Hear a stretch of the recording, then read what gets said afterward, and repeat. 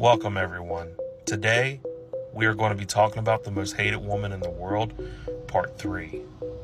Now, when the impound had called George, they had informed him that a Pay Now building had called their company and had a car towed.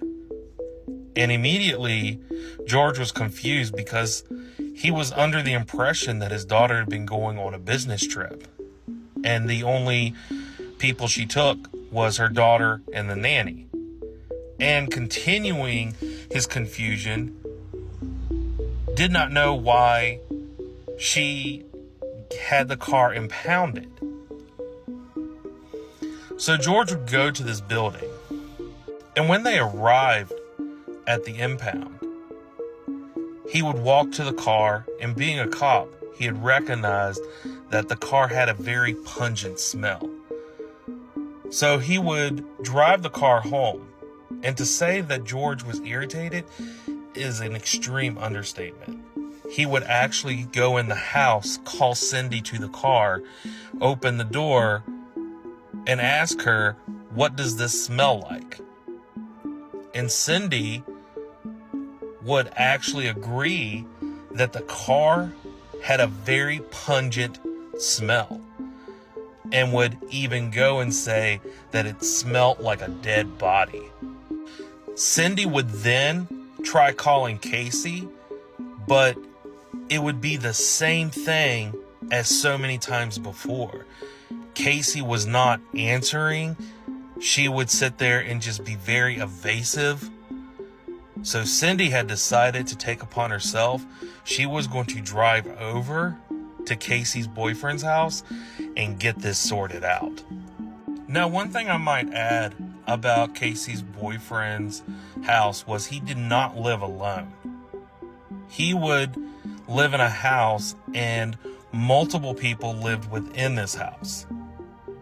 And when Cindy arrived, she had realized that there was a lot of things that she was not comfortable with.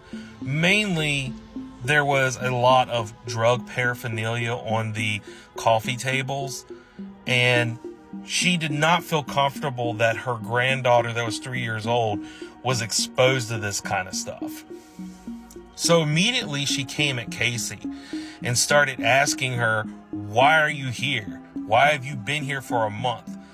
Why weren't you at this business trip that you said you were going to be at? Where is Kaylee?" And Casey was completely blowing off Cindy, not answering, being evasive, and she seemed to be more irritated at the fact that Cindy was confronting her in front of her boyfriend than actually finding her daughter. And it was at this point that Cindy made her pack up her bags, get in the car, and come home with her. And when Cindy had brought Casey home, she was beyond livid. She would go and tell George every single thing that she had seen. And she would not only call the police once, but 3 different times.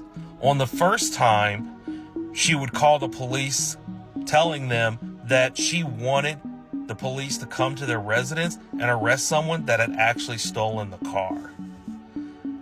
And it wasn't long after that she had made this call. "There's something wrong. I found my daughter's car today. It sounds like there's been a dead body in the car." Around the time that Cindy was telling the dispatcher at 911 that the car smelled like a dead body, she overheard Casey talking to her older brother Lee that the nanny had actually kidnapped Kaylee and was refusing to give her back. "Emergency.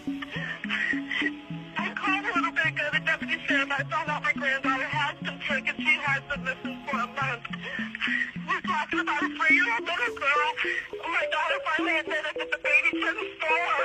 I need to find her. Your daughter admitted." So the dispatcher would ask Cindy to put Casey on the phone to kind of inform everyone what was going on and get more information about the abduction of Kaylee.